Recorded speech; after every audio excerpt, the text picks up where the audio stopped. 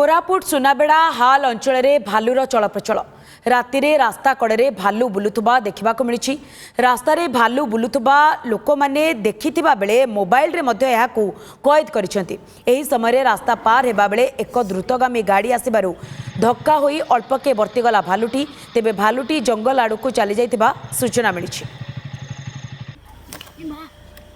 तेबे आपण माने दर्शक बंधु देखुचंती गतकाली रातिर एही दृश्य जेतेबेले भालुटी रास्ता पार हेउतला ये होची सही समय दृश्य। लोक माने भालुटी को देखिबा सहित एहाकू निज मोबाइल रे मध्य कैद करिसंती।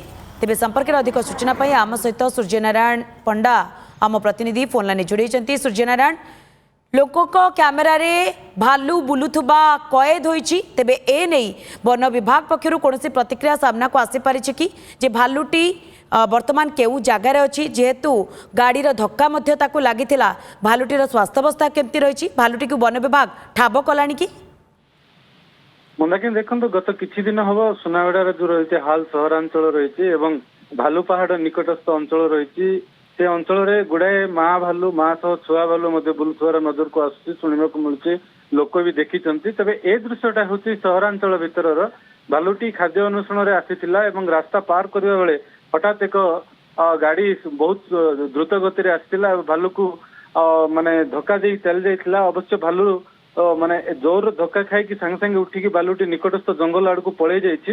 वर्तमान सुधा भालुटी को अंचल रे अछि एवं किपरि अवस्था रे अछि किछि स्पष्ट मिलिनी जेहेतु गतकाली विलंबित राति घटना घटछि।